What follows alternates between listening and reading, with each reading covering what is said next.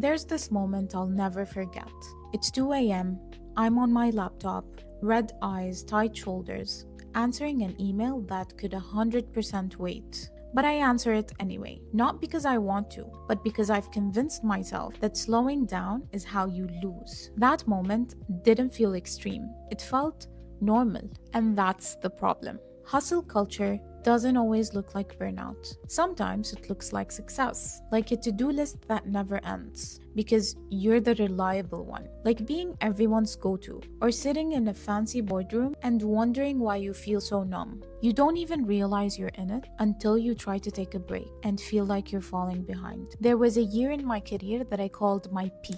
I led a whole department, delivered strategies for governments, mentored junior consultants, and spoke on panels. It was also the year that I completely disappeared from my own life. I stopped doing anything that didn't feel productive. I rushed conversations, I rushed meals, and I also rushed joy. And the worst part, everyone kept telling me how impressive I was. No one tells you you're lost when your output still looks like excellence. Hustle culture isn't just about working hard. It's about tying your worth to your work. You start believing things like, if I'm not producing, I'm not valuable. If I say no, I'll lose relevance. Or if I don't hustle now, someone else will take my seat. So sometimes overworking feels safer than pausing, because in stillness, the questions come.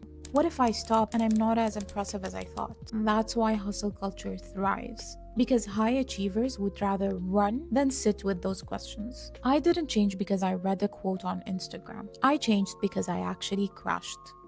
Quietly, privately, and I didn't even recognize the person in the mirror anymore. So I rebuilt my ambition, but I did it on my terms this time. I started measuring peace just like I measured progress. If the win cost me myself, it doesn't count. I made space non-negotiable. Not time off, space. There's a difference. These are unstructured moments where I could just exist without having to earn it. And I stopped chasing more and started defining what's enough. I set thresholds, not ceilings, but boundaries that say, I did what matters, now I can rest. At some point, I realized my ambition wasn't about building something meaningful anymore.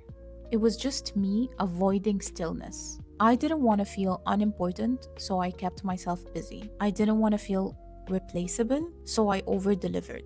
And I didn't want to feel invisible, so I stayed loud. But here's what I've learned. Being everywhere isn't what makes you unforgettable, but being centered is. Even if you're not always achieving, being fulfilled and happy with what you're doing is what actually makes people remember you. So, you don't need to quit your dreams. You don't need to settle, and you don't need to stop striving. But you do need to ask this question. Is this version of ambition making me more alive, happier, or just more admired? Because being praised isn't the same as being fulfilled. I'm still ambitious, but I've let go of proving. I'm choosing depth over display. If this video resonated with you, you're in the right place. Hit subscribe and follow along as I talk about what it really takes to build something meaningful without losing yourself in the process. For the version of you that wants more, but also wants to be happy and fulfilled. I'll see you in the next video.